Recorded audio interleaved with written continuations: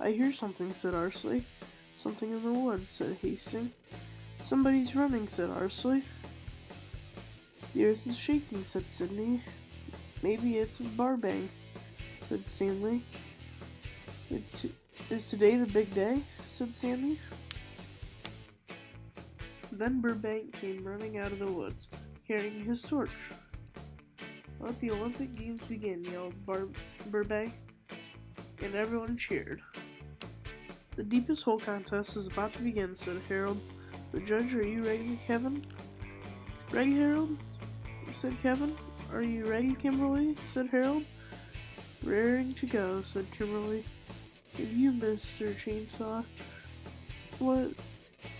Said What? Said old Mr. Chainsaw. Speak up. Are you ready to dig? Yelled Harold. I've done that every year since 1902, said Mr. Chainsaw. Let's go. On your marks, get set, dig, said Harold. The dirt flew in the air. When Harold opened his eyes, Kevin and Kimberly were out of sight. Mr. Crenshaw hadn't gone very far. How are you doing, Mr. Crenshaw? Yelled Harold.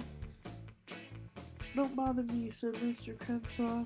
I'm trying to win the Olympics. Aren't you a little tired? Asked Harold. I'm pacing myself, said Mr. Crenshaw. I seized my biggest digging for the end.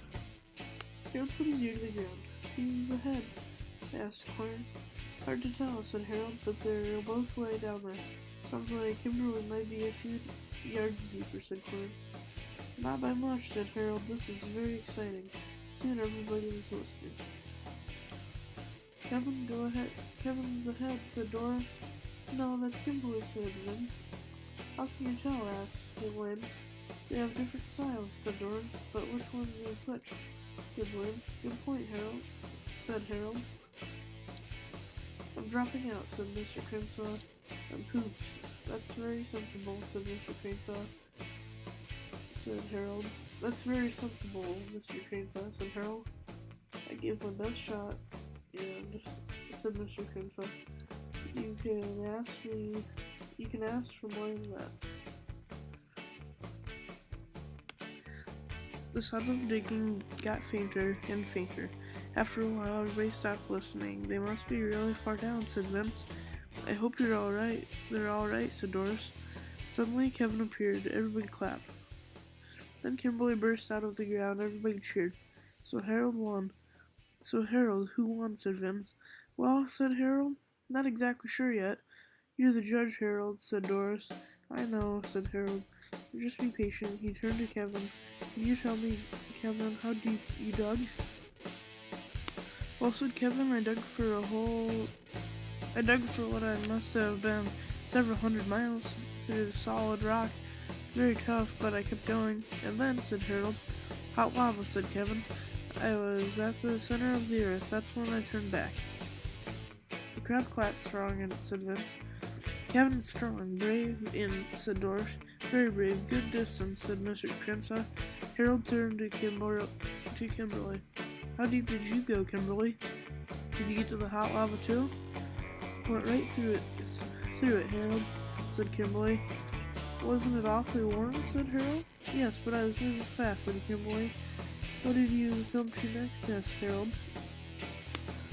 Rock, then dirt, and then I suddenly came out to the sunlight. Where were you, said Harold. I don't know, said Kimberly, but everybody was speaking Chinese. Kimberly wins, yelled Vince. The crowd cheered. Hooray for Kimberly! You're the winner, Kimberly, said Harold, and handed her the medal for the deepest hole.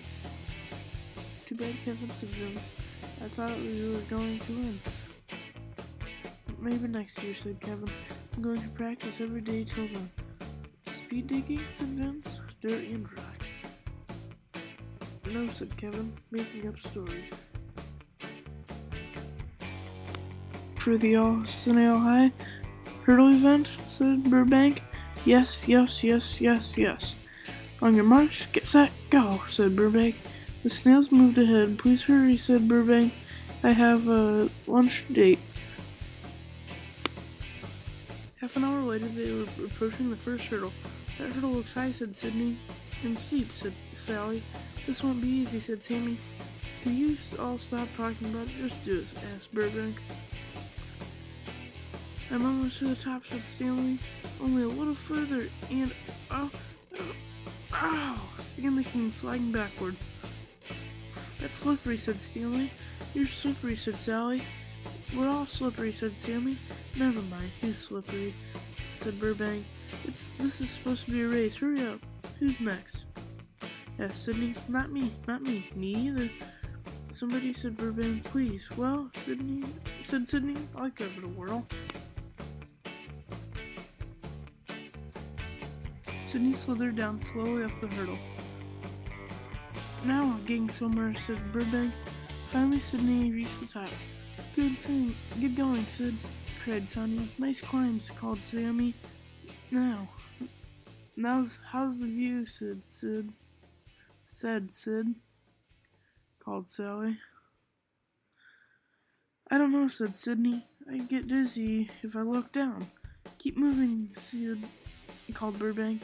I'm already late for lunch. Okay, said Sydney. I'll try. Suddenly, Sydney vanished. Then there's a thunk. Sydney, called Sammy. Sydney, called Sally. There was no answer. Sally and Sammy peered around the other side of the hurdle. Are you alright, Sid? Asked Sally. I guess so, said Sydney. Coming down is a lot faster than going up. I'm leaving for lunch, said Burbank. I'll be back before anybody wins, that much I know. He left. Burbank is trying to hint that we're slow, said Stanley. We're extremely swift snails, said Sonia. And smarter than Burbank, too, said Sydney. Why don't we show him how smart we are, said Stanley. When Burbank got back from lunch, all the snails were sitting at the finish line. What? Cried Burbank. You finished hours ago, said Sammy. Those hurdles aren't hard once you get the hang of it, said Sally. Up and over, said Sydney. No problem. I just can't believe it, said Burbank. Who won? You're the judge, said Sonia. But I missed the finish, said Burbank. I was having lunch. Now who's slow, said Sydney. We all won, said Stanley. All of us snails. I don't like this part of the Olympics, said Mrs. Collard. I don't want to be the judge. I don't either, said Mr. Filbert. But somebody has to do it. I hope there aren't too many contests, said Mrs. Collard. Contestants, said Mrs. Collard. Well, let's get it over with, said Mr. Filbert. He sat down at his judge's table. Have you got the scorecard, said Mrs. Collard. Oh, it's late. All set, said Mr. Filbert. Mr. Searle finished up, putting the big sign behind them. Bring in the first contestant, said Mrs. Collard. Gordon was first. Go ahead, Gordon, said Mrs. Collard. Oh my goodness, said Filbert, rubbing his eyes. They voted their scorecards. Next, said Mrs. Collard. Franklin was next. He was very young. Go ahead, Franklin, said Mrs. Collard. Do the best you can. I already did, said Franklin. Oh, said Mrs. Collard. Of course. They both gave him a 5. Old Mr. Tokay was next. Did you win last year? Asked Filbert. And the year before that, said Mr. Tokay. Ready when you are.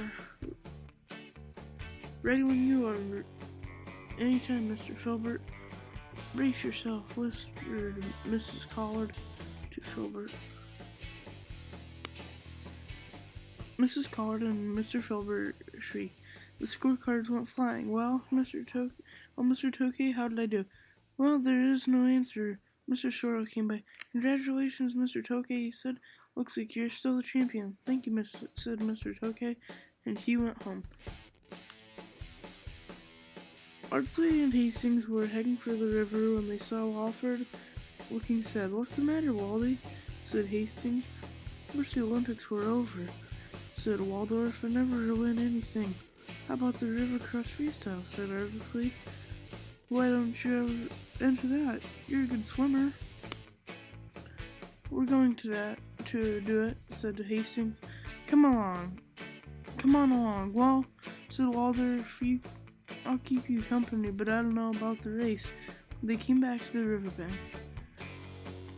Want to go into the race? Said May. I'm the judge. Yes, please, said Ardsley. Absolutely, said Hastings. Who else is in it? Said Waldorf. He, said May. He was warming up during his jumping jacks and push-ups. Well, said Waldorf, maybe you could put me down for the race. They lined up on the starting line. I'd say your chances are pretty good, Waldy, said Arsley. There are only 4 of us, said Hastings. I could come win 4th. What's that? That's what will happen, said Waldorf. Ready, set, swim, said May. They all went into the water and started for the far side of the river. Look at Waldorf, said Hastings. He's cooking. Way to go, Waldy, said Arsley. Waldorf was in the lead, and suddenly there was a big splash at the starting line. It was a crocodile. Out of my way, I'll snap your snouts, said Crocker, swimming fast. He knocked Hugh into the air and kept going. He's mean, said Arsley, and he's going to win the race, said Hastings. Suddenly Crocker was hit by a powerful stream of water. It was Hastings and Arsley. Crocker was knocked upside down. Hastings and Arsley sent him spinning way down the river. All clear, Waldorf, said Arsley. Looks like you win the race now. Better hurry, said Hastings. Hugh is way ahead. You worked hard for this, said Waldorf. I don't mind if he wins. Congratulations, Hugh, called Waldorf. Nice going, good race, called Arsley and Hastings. Thanks, Waldorf, said Hugh. I know you sort of let me get ahead. Also to Waldorf, Hastings and Arsley are sort of let me get ahead. Thanks for your help, Crocker. With Crocker, said Waldorf. I don't think he'll be entering the Olympics next year, said Hastings. Well, I will, said Waldorf, definitely. When the day was over, there was a picnic for everybody. There was an ice cream for dessert, and then Arsley and Hastings sang a duet. In my hearts I wish for more ice cream in my dish. Finally, it was time to go home. The year's games will be even better, said May. How could that be, said Harold. This year it was perfect. Soon it was quiet on the mud flat, except for Arsley and Hastings softly singing one last song.